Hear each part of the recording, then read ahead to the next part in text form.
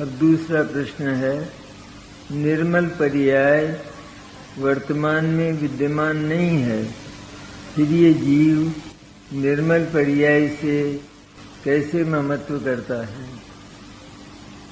वर्तमान में विद्यमान हो तभी ममत्व किया जा सके, ऐसा तो कुछ नहीं है। निर्मल पर्याय वर्तमान में नहीं है, लेकिन ये निर्मल पर्याय में ममत्वशील है या नहीं है? आगे मुझे ऐसी पर्याय मिले, मेरी पर्याय ऐसी हो, ये बात इसके मन में है या नहीं? तो भले ही निर्मल पर्याय नहीं है वर्तमान में पुत्र नहीं है, आगे होने वाला है, उसके प्रति ममत्व है या नहीं? और वर्तमान में नहीं है। इसलिए इसको तो तीन लोक और तीन काल की पर्यायों के प्रति अपनी केवल एक पर्याय में, मिथ्या दर्शन की एक पर्याय में ममत्व पड़ा है। तीन लोक के पदार्थ सारे के सारे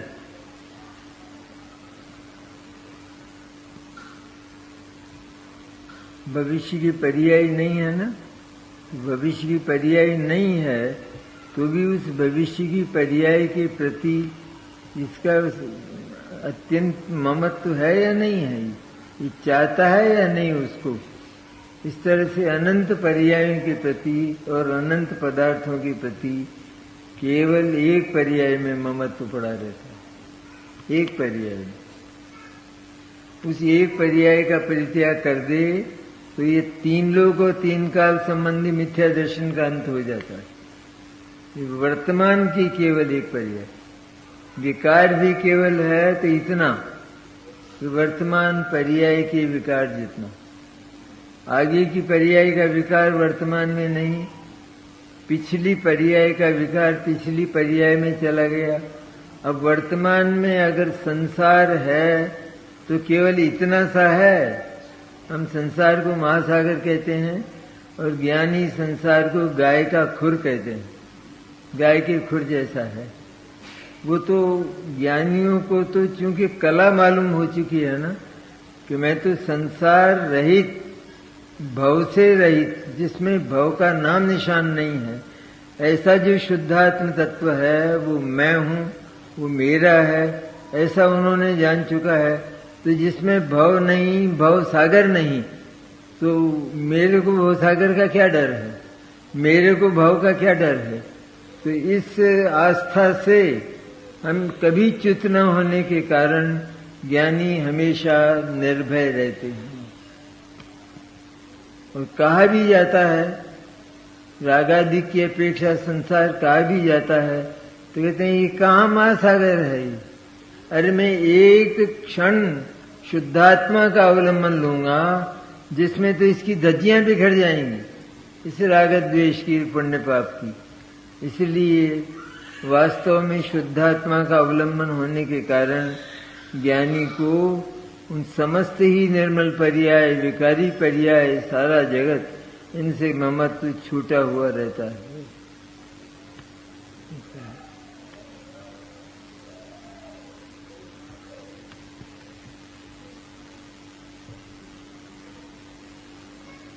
वर्तमान में पास में पैसा तो कम है, ममत्व कितना है?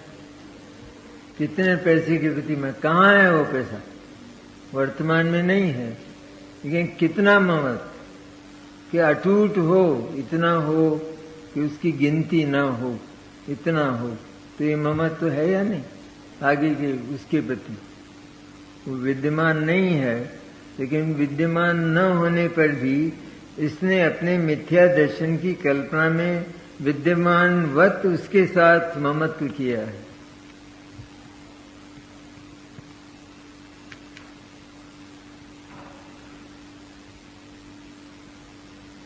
पांच समवायों में क्या पुरुषार्थ मुख्य समवाय है? पांच समवाय में वास्तव में पुरुषार्थ ही मुख्य समवाय है, बाकी तो नियत, काल वगैरह स्वभाव, तो वो जो पर्याय शुद्ध होनी है वो स्वभाव कहलाती है। बाकी पुरुषार्थ के बिना मैंने काल लब्धि और होनहार इनके आश्रित रह जाए और पुरुषार्थ न करे तो वो संभव नहीं है। काल का तो एक बार निर्णय हो गया, कार्य जिस समय होना है उस समय होगा, लेकिन जो कार्य होना है उसके योग्य कदम बढ़ेंगे या नहीं बढ़ेंगे। कार्य होना है, 1 घंटे बाद हमें किसी स्थान पर पहुंचना है, तो 1 घंटे के पहले उस स्थान की ओर हमारे कदम बढ़ेंगे कि नहीं बढ़ेंगे, ये पुरुषार्थ होगा या नहीं होगा। और यदि नहीं बढ़ेंगे तो वो काल और होनार क्या करेगा, वो काल और होनार भी नहीं और हमारा पुरुषार्थ भी नहीं। इसलिए हर काल के साथ, हर होनार के साथ में हमारा पुरुषार्थ वो भी क्रमबद्ध, जैसा काल और होनार का क्रम है उसी के योग्य पुरुषार्थ, कि उसी के योग्य पुरुषार्थ जुड़ा हुआ है।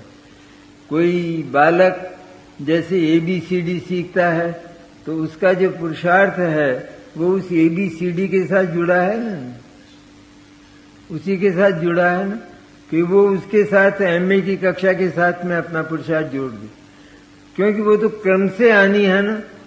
तो ज्यों ज्यों उसका क्रम बढ़ेगा अध्ययन का, त्यों त्यों उसका पुरुषार्थ उसी के साथ जुड़ता चला जाएगा। इसी तरह जो कार्य होना है, खाना बनना है, खाना बनना है तो उसमें पहले जो आटा भिंगोया है उस आटे को उसी रोटी के योग्य बनाना, ये पुरुषार्थ होगा ना, या रोटी का पुरुषार्थ सबसे पहले हो जाएगा सूखे आटे में। इसलिए जैसा क्रम है पर्याय का, ठीक उसी के अनुरूप उसका पुरुषार्थ होता है। आत्मा में मोक्ष का क्रम है तो उसके पहले सम्यक दर्शन का काल लब्धि होनार भी है, और उसके लायक पुरुषार्थ होगा या नहीं होगा ना। पुरुषार्थ नियत है, जैसे किसी ने बोला कि ट्रेन आज लेट है अथवा राइट टाइम है, और राइट टाइम है इसलिए राइट टाइम पर पहुंच जाना चाहिए, ऐसा उसको सूचना मिली, तो ये नियत है। ये बात तो काल लब्धि और होनार की हुई कि वो तो अपने समय पर आने वाली है, लेकिन इसका काम क्या है। अब ये नियत है कि वो तो आएगी, अपने समय पर आएगी, और अपने को भी पहुंचना होगा तब अपन पहुंच जाएंगे। क्या ऐसा सोचकर घर पर बैठा रहता है, या वो जो उसके लायक पुरुषार्थ है एक एक कदम का या किसी वाहन को बुलाने का, तो वहां वो पहुंचता है कि नहीं पहुंचता है। तो उधर काल लब्धि होनार वो तो नियत है, वो तो अपने स्थान से हट ही नहीं सकते, 1 सेकंड भी इधर उधर नहीं हो सकता। उधर 1 सेकंड इधर उधर नहीं हो सकता, इधर इसके कदम का 1 सेकंड इधर उधर नहीं हो सकता। ये भी उसी क्रम से वहां पर पहुंच जाएगा। इसलिए जैसा होनार होता है वह ठीक उसी प्रकार उसके साथ हर पर्याय जो क्रमबद्ध है, उस क्रमबद्ध पर्याय के साथ में पुरुषार्थ भी क्रमबद्ध जुड़ा हुआ है। किसी वस्तु को हमें उठाना है तो हमारा पुरुषार्थ उसे उठाने का होगा या नीचे रखने का होगा, उसे नीचे धरने का होगा। कैसा होगा उसके तो उसे ऊपर आना है तो उसी के अनुरूप हमारा पुरुषार्थ होता है। इसलिए 5 समवाय में और सब इकट्ठे होने पर भी, इकट्ठे तो सब होते हैं, सारे के सारे होते हैं, लेकिन पुरुषार्थ वो आत्मा की स्वयं की परिणति है, और वो पुरुषार्थ जो करता है वही वहां पर अपने क्रम में पहुंच जाता है। क्रम भंग नहीं होता, पुरुषार्थ में भी कभी क्रम भंग नहीं होता। कोई चाहे कि मैं अभी सम्यक दर्शन प्राप्त कर लूं, अभी मैं मुनि बन जाऊं, तो ये संभव नहीं है, क्योंकि काल लब्धि और होनार भी नहीं है, तो उसके साथ में पुरुषार्थ भी नहीं। और जिस समय मुनि दशा आना है तो मुनि दशा की काल लब्धि और होनार है, तो उसी के अनुरूप पुरुषार्थ भी होना है, परिणाम भी उसी तरह के होने हैं और मुनि होना है।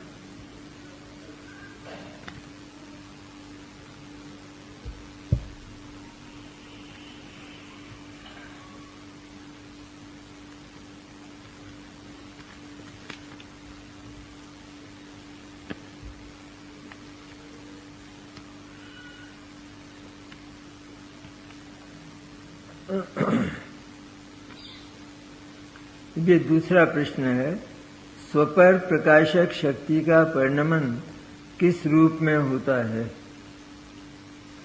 स्वपर प्रकाशक आत्मा में एक शक्ति है, स्वतंत्र शक्ति। आत्मा स्वपर प्रकाशक कहलाता है ना, तो स्वपर प्रकाशक एक शक्ति है उसके भीतर। वो जैसे ज्ञान दर्शन चारित्र शक्तियां हैं, ठीक उसी तरह स्वपर प्रकाशक शक्ति। उसका अर्थ ये कि आत्मा स्व को भी जाने और पर को जाने। लेकिन स्वपर प्रकाशक शक्ति का जो काम है वो आत्मा के बाहर तो संभव ही नहीं है, क्योंकि शक्ति और शक्ति की पर्याय ये दोनों आत्मा के बाहर तो जा ही नहीं सकती। तो इसलिए उसका स्व को प्रकाशित करने का और पर को प्रकाशित करने का जो परिणमन है वो आत्मा के भीतर ही आत्मा के षटकारक से होगा ना। हर शक्ति के षटकारक होते हैं, हर पर्याय के। तो स्वपर प्रकाशक शक्ति भी आत्मा की है और उसके जो षटकारक हैं वो भी आत्मा के हैं। तो षटकारकों से ही उस शक्ति की हर पर्याय संपन्न होती है। इसलिए आत्मा के भीतर उसका परिणमन होता है, ये मुख्य बात जानने की है।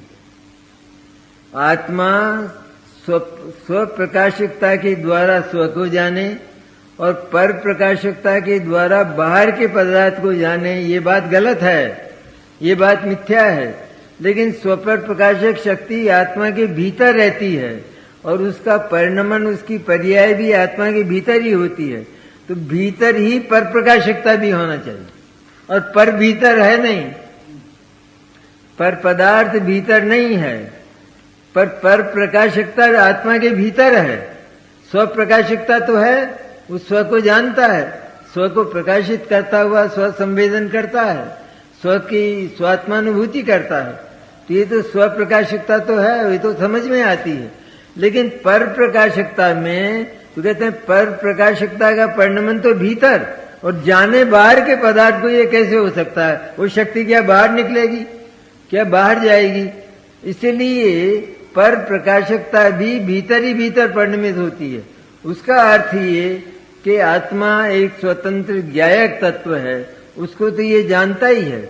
लेकिन आत्मा की जो ज्ञान शक्ति है, जो उपयोग है आत्मा का, उसके भीतर स्वतः स्वयमेव उस ज्ञान की शक्ति से जगत के जितने भी पदार्थ हैं, उन जगत के पदार्थों जैसे आकार वो उस ज्ञान में स्वतः बनते हैं, अपने आप बनते हैं। जैसे दो तरफ दर्पण लगे हों, तो एक दर्पण में जो वस्तु दिखाई देती है वही वस्तु दूसरे दर्पण में भी दिखाई दे रही है, लेकिन दोनों अपनी अपनी है ना। एक दर्पण की दूसरे दर्पण में बाहर तो नहीं गई ना। उसी तरह ये जो पर प्रकाशकता है, तो जगत के पदार्थ वे सारे के सारे ज्ञान की ताकत ऐसी कि जगत के पदार्थों के जो द्रव्य गुण पर्याय हैं, जो कुछ भी उनके भीतर है, तो उन सबको ये ज्ञान का, जिसको हम उपयोग कहते हैं, ज्ञान क्रिया कहते हैं, ज्ञान परिणाम कहते हैं, वो ज्ञान परिणाम, केवल ज्ञान का परिणाम, वो वैसे के वैसे चित्र अपने भीतर बना लेता है, ठीक वैसे के वैसे। हम एक चितेरे को अपने पिता का फोटो देते हैं, तो वो क्या करता है कि किसी दूसरे कागज पर वो ठीक वैसा का वैसा फोटो बना लेता है। तो वो तो उस कागज का हुआ ना, और वो अलग हुआ, कि वो अलग है और वो उस कागज का है स्वतंत्र फोटो। उसी प्रकार जगत के पदार्थों के द्रव्य गुण पर्याय, आकार प्रकार, अर्थ पर्याय, व्यंजन पर्याय, ये सारा सब कुछ वो तो सब उनके पास ही है, वो ज्ञान में नहीं आता। वो ज्ञान में कैसे प्रवेश करेगा? एक पदार्थ का दूसरे पदार्थ से कोई संबंध न होने के कारण एक के भीतर दूसरे का प्रवेश नहीं होता, यहाँ तक कि एक पदार्थ दूसरे पदार्थ को छूता भी नहीं है। ये तो नियम हो गया। जब नियम हो गया तो पर प्रकाशकता में बाहर का जो पदार्थ है वो ज्ञान में कैसे आ जाएगा? तो फिर ज्ञान में कुछ होता तो है, आखिर जाना तो जाता है। कि उस पदार्थ जैसा प्रतिबिंब ज्ञान स्वयं बनाता है। जैसे इस दर्पण में जैसा आकार है, तो इस दर्पण ने क्या उस दूसरे दर्पण को ताकत दी, शक्ति दी वैसा आकार बनाने की, या उस दूसरे दर्पण ने वो आकार स्वयं बना लिया वैसा? वो अपना उसका स्वयं का आकार है। उसी प्रकार ज्ञान की ताकत ऐसी कि वो पदार्थों से कुछ न लेकर, पदार्थों को अपने भीतर न बुलाकर वो आते भी नहीं, क्योंकि नियम कुदरत का ऐसा है, तो वो नहीं आते हैं। नहीं आने पर भी, और ज्ञान उनके पास नहीं जाने पर भी, क्योंकि ज्ञान वो आत्म द्रव्य को, आत्मा को छोड़कर दूसरी जगह नहीं जा सकता। आत्मा की कोई भी शक्ति या जगत के पदार्थ की कोई भी शक्ति और उसकी कोई भी पर्याय वो उस पदार्थ में से निकलकर बाहर नहीं जाती। अगर चली जाए तो पुद्गल की पर्याय आत्मा के भीतर आ जाए, आत्मा पुद्गल हो जाएगा। ज्ञान की पर्याय आत्मा से निकलकर अगर पर पदार्थों में चली जाए, वो ज्ञानी हो जाएंगे, वो ज्ञानमय हो जाएंगे। तो ऐसा होता नहीं है। तो आत्मा तो एक चितेरा है कि जैसा ये लोकालोक है, ठीक केवल ज्ञान में वैसे के वैसे चित्र स्वरस से, स्वशक्ति से बनते हैं। और वो जो चित्र हैं वो जगत के पदार्थों से मिलते जुलते चित्र हैं, लेकिन वे जगत के पदार्थों के नहीं, वो ज्ञान के हैं, वो ज्ञान के बने हुए हैं। इसलिए ज्ञान के बने हुए वे जो जगत के पदार्थों जैसे आकार हैं, उनको भी ज्ञान जानता है। ज्ञान किसको नहीं जानेगा? वो एक पर्याय है सारी, स्व को जानने वाली और वो सारे जगत के लोकालोक को जानने वाली एक पर्याय स्व पर प्रकाशक शक्ति है। उसमें स्व भी जानने में आया और जगत के वे आकार प्रकार जैसे जो ज्ञान ने बनाए हैं वे भी जानने में आए। उसका नाम पर प्रकाशकता। वो कहाँ हुई पर प्रकाशकता? ये पर पदार्थ में हुई या ये पर प्रकाशकता की पर्याय होती नहीं वास्तव में। पर प्रकाशकता वो ज्ञान की पर्याय है और वो ज्ञान में होती है, आत्मा में होती है। इसलिए आत्मा में ही पर प्रकाशकता की ये पर्याय हुई। लेकिन हुई कैसे? कि जैसे वो जगत के आकार प्रकार हैं, ठीक वैसे के वैसे ज्ञान ने अपनी स्वाधीन शक्ति से, स्वरस से, अपनी स्वाधीन ताकत से अपने भीतर तैयार किए हैं। उसमें उन ज्ञेयों का कोई सहारा अथवा उनका कोई ऐसा नहीं है, उनकी नकल नहीं की है ज्ञान ने। तो ज्ञान तो निरपेक्ष है ना, सारे पदार्थों से निरपेक्ष पड़ा है। तो निरपेक्ष पड़ा हुआ अपने भीतर, उसके भीतर जो काम होता है उस काम में किसी की नकल नहीं होती, किसी से उसका संबंध नहीं होता, पर वो अपने भीतर मौन भाव से अपने आप ही ये सब काम किया करता है। तो केवल ज्ञान में जितने चित्र बने उतने मौन भाव से केवल ज्ञान में अपने आप, बाहर तो विद्यमान है लेकिन बाहर के कारण से नहीं हुआ, ज्ञान के कारण से हुआ, ज्ञान की पर्याय की शक्ति के कारण से हुआ है। तो उन गे जैसे आकारों को यहाँ पर प्रकाशकता कहते हैं। तो स्व प्रकाशकता और पर प्रकाशकता ये स्वयं ज्ञान की स्वतंत्र पर्याय है और ये दोनों काम केवल ज्ञान में एक साथ होते हैं। क्षोभसम ज्ञान में तो फर्क है। क्षोभसम ज्ञान में तो या तो स्व जानने में आता है, स्व जानने में मैंने या तो स्व संवेदन आत्मानुभूति होती है या फिर पर पदार्थों की ओर उपयोग जाता है। जिस समय आत्मा का वेदन हो रहा हो, आत्मानुभूति हो रही हो, उस समय कोई पर पदार्थ जानने में आवे, पर पदार्थ का आकार ज्ञान में हो, ऐसा नहीं होता। ऐसा नहीं होता। बहुत अच्छा प्रकरण है।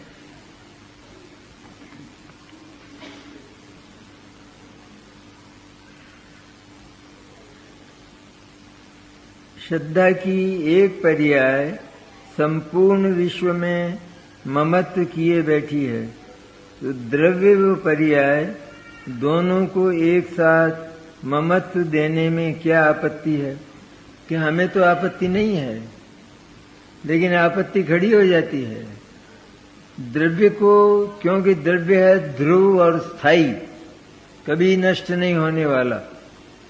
ये एक मनोविज्ञान भी है कि जो स्थायी और ध्रुव वस्तु है उस पर यदि हमारी श्रद्धा है, उस पर हमारा ममत्व है, उस पर हमारी निष्ठा है, तो हम निश्चिंत रहते हैं कि ये कभी नष्ट होने वाली नहीं है। और जो नष्ट होने वाली चीज है, यदि उसको हमने श्रद्धा दी, निष्ठा दी, ममत्व दिया, तो उसी समय से आकुलता का प्रारंभ होता, उसी समय, उस समय से आकुलता हो जाएगी। ये कब टूट जाएगी, ये कब फूट जाएगी, ये कब समाप्त हो जाएगी, ये आकुलता होगी कि नहीं होगी? एक तो स्टील का गिलास और एक कांच का गिलास। स्टील का गिलास घर में लाए तो निश्चिंत, और कांच का गिलास घर में लाए तभी से चिंता प्रारंभ, ये कब फूट जाएगा, ये कब टूट जाएगा। इसी तरह हमारी जो पर्याय है, वैसे तो हर पदार्थ की पर्याय, तो हर पदार्थ की पर्याय और आत्मा की कोई भी पर्याय, चाहे वो मोह राग द्वेष की मलिन पर्याय हो अथवा वह मुक्ति की निर्मल पर्याय हो, है वो क्षणभंगुर, एक क्षण से अधिक रहने वाली नहीं है। भगवान सिद्ध को जो ज्ञान और आनंद की पर्याय होती है वो प्रति समय बदलती है। भगवान सिद्ध प्रति समय आनंद का ताजा भोजन करते हैं, बासी नहीं खाते। हर समय का नया आनंद, प्रति समय का। तो इसलिए वहां भी, यहाँ सारे जगत के पदार्थों से लेकर आत्मा में होने वाली विकारी और निर्विकारी पर्यायें, ये सारी की सारी क्षण भंगुर होने के कारण वास्तव में हम यदि इनका अवलंबन लेते हैं, इनका विश्वास करते हैं, इन पर ममत्व देते हैं, इनकी निष्ठा रखते हैं, ऐसा मानते हैं कि ये मैं हूं, ये मेरी है, ये मैं हूं और ये मेरी है, इस प्रकार उसको मैं मान लिया, तो उसके टूटने की जो चिंता है वो हर समय आकुलता उत्पन्न करेगी। टूटेगी जब तो टूटेगी तब तो महान आकुलता होनी है, लेकिन टूटने के पहले ही जब उसको हमने ममत्व दे दिया, तो वो ममत्व प्रति एक समय भी हमें निश्चिंत नहीं बैठने देगा। इसलिए पर्याय मात्र उसके प्रति बल दूर करके, आया ना प्रवचन सार में, पर्याय मात्र के प्रति बल दूर करके द्रव्य पर अपना बल स्थापित करना चाहिए। पर्याय की ओर तो एक बार पर्याय का ये क्षणभंगुर स्वभाव जान लेने के बाद झांकना भी नहीं चाहिए, झांकना भी नहीं चाहिए। आएगी वो, होगी प्रति समय, क्योंकि पर्याय भी प्रति समय होना है, बंद तो होना नहीं है। प्रति समय पर्याय होने पर भी और वो ज्ञान में आ जाने पर भी ये नहीं लाना चाहता है। जिसको पर्याय से मोह टूट गया है वो पर्याय को ज्ञान में नहीं लाना चाहता, देखना भी नहीं चाहता। क्या देखो इसको, एक समय में चली जाने वाली है और अपने क्रम में आती है और अपने क्रम में जाती है, इस पर मेरा, इससे मेरा क्या संबंध है? कोई संबंध नहीं, सचमुच कोई संबंध नहीं। ऐसा मानकर उस पर्याय से जिसने ममत्व तोड़ा, तो वो सदा के लिए द्रव्य पर उसका ममत्व, ध्रुव और स्थायी द्रव्य पर उसका ममत्व स्थापित हो जाता है, तब निर्भय और निश्चिंत होता है। इसलिए जगत के चारों गतियों के सम्यक दृष्टि जीव वे निश्चिंत और निर्भय होते हैं। भय बाहर का देखा जाता है, बाहर का भय, जैसे कोई जंगली शेर आ गया तो क्या सम्यक दृष्टि भागेगा? नहीं, तब उसको तो भय नहीं होता ना। ये लोग भय, परलोक भय, मरण भय, वेदना भय, अगुप्त भय, अरक्ष भय, अकस्मात भय, ये 7 भय सम्यक दृष्टि को नहीं होते। तो नहीं होते मैंने क्या, नहीं होते का अर्थ ये कि उसका अंतःकरण इतना सबल है कि उसने मौत को चैलेंज कर दिया है कि तू मेरे पास आने वाली ही नहीं है, क्योंकि तू मेरे में है ही नहीं, तेरे से मेरा संबंध ही नहीं, मेरे में मौत है ही नहीं। मेरा जो ध्रुव व्यायक है अनादि अनंत, उसमें मौत नहीं है। तो मैंने तो मौत से हमेशा के लिए तिलांजलि दे दी है। तो जब मेरी मौत ही नहीं है तो मुझे पर्याय से डर क्या है, और पर्याय को मुझे क्या देखना है। इसलिए वो पर्याय की ओर देखना नहीं चाहता, लेकिन पर्याय चूंकि होती है इसलिए ज्ञान में आ भी जाती है, आती है, लेकिन परद्रव्य की तरह अत्यंत उपेक्षित भाव से ज्ञान में आती, अत्यंत उपेक्षा आई होगी कोई पर्याय, कोई होगी, मेरी पर्याय नहीं और मेरे में पर्याय नहीं। इतना अगर माने तो वह जीव सम्यक दर्शन के लायक हुआ। इतना माने, इतना विसर्जन करे तो हुआ। मोक्ष जाने की बात अभी दूर है। इतना माने पहले कि पर्याय मात्र के प्रति मैंने संन्यास ले लिया है। पर्याय से तो मुझे संन्यास है, क्योंकि वो मेरे में है नहीं। मैं तो ध्रुव हूं, ध्रुव में और अनित्य में तो परस्पर विरोध है। जो ध्रुव है वो अनित्य नहीं है, जो अनित्य है वो ध्रुव नहीं है। और अनित्यता है, उसके प्रति यदि ममत्व अहम होता है तो वो निश्चित ही आकुलता उत्पन्न कर। हमारी आकुलता का कारण क्या है? सारे जगत की आकुलता का कारण क्या? केवल एक, यह कि वो जो आत्मा है, आत्म तत्व है, वो ध्रुव होते हुए भी उसने मिथ्या दर्शन, मिथ्या ज्ञान और मिथ्या चारित्र की कल्पनाओं से अपने आप को मरने वाला माना, आत्मा को मरने वाला माना, आत्मा, पर्याय को नहीं। पर्याय मरने वाली है ऐसा मान लेता तो इसमें एक बात और बाकी रह जाती है कि पर्याय मरने वाली है। इसका अर्थ यह है कि कोई ऐसा भी है का जो उपयोग है वो पर्याय को छोड़कर द्रव्य की ओर चला जाता। क्यों? मैं इसको क्षणभंगुर को क्या करूं? मैं इसका आलम्बन कैसे लूंगा? ये एक बार यदि इससे मैंने ममत्व कर लिया और ये चली गई तो मैं इसको कहां ढूंढता फिरूंगा? ये तो लोक में कहीं मिलने वाली ही नहीं है, नष्ट हो गई।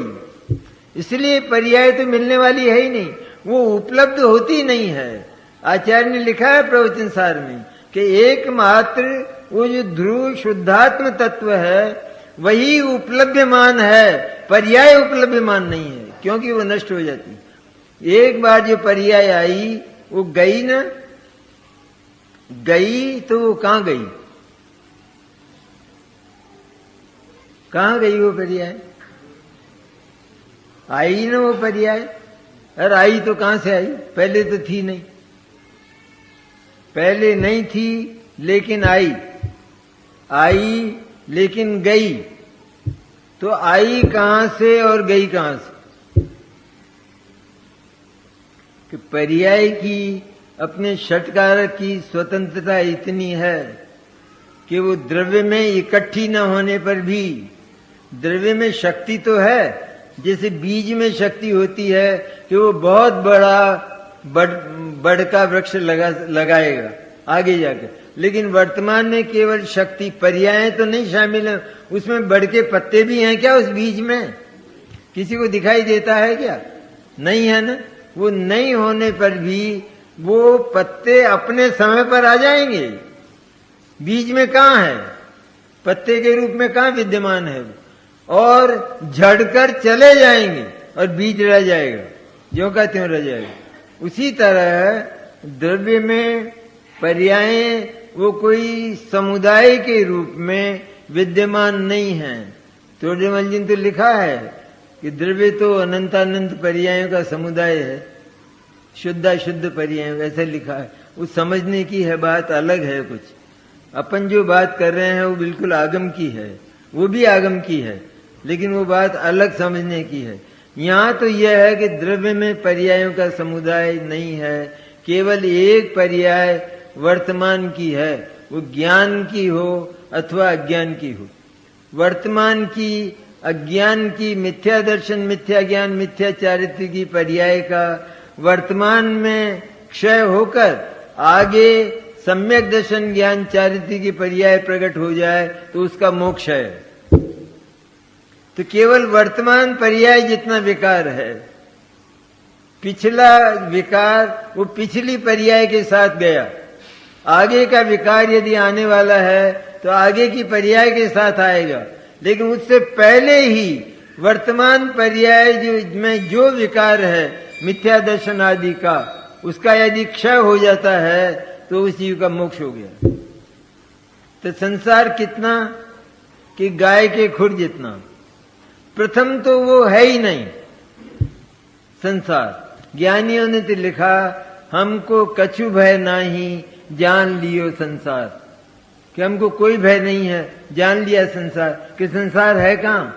मेरे में संसार नहीं है, और ये जो संसार कल्पना से उत्पन्न किया गया है, ये कल्पना से ही नष्ट हो जाएगा।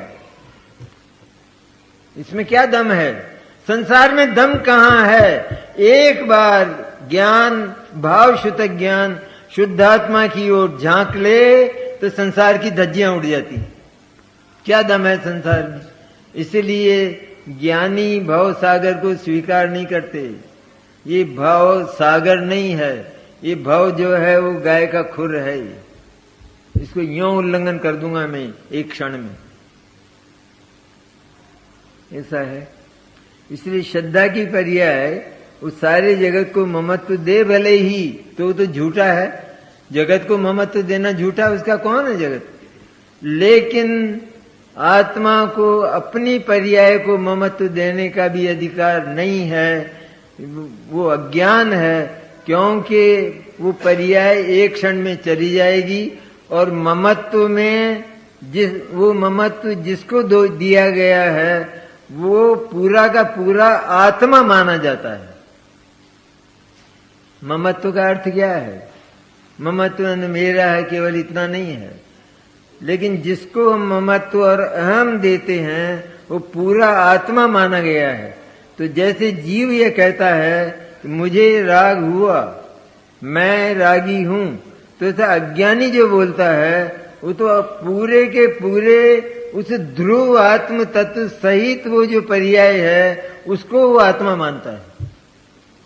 वो उस ध्रुव तत्व को भी, ध्रुव जो चैतन्य तत्व है, ध्रुव अनादि अनंत, उसको पर्याय के शामिल करके वो उस आत्मा को आत्मा मानता है। अब उसने उसको आत्मा माना तो उसने तो जो निर्मल तत्व था, ध्रुव तत्व था, उसको भी विकारी और क्षणभंगुर माना ना। तो उसको मृत्यु की चिंता क्यों नहीं होगी? कैसे नहीं होगी? और जिस समय मृत्यु आएगी उस समय उसको उसकी प्रचंड आकुलता की क्या सीमा है? मृत्यु आएगी उस समय। और ज्ञानी कहते हैं मेरे में मौत नहीं है, मैं ध्रुव हूं, अजर अमर हूं, इसलिए मुझे मौत आनी ही नहीं है। आना है तो आए, क्या आना है तो आए, वो तो निर्वाण बनकर आएगी। इसलिए पर्याय से ममत्व करने लायक नहीं होता। हो गया समय।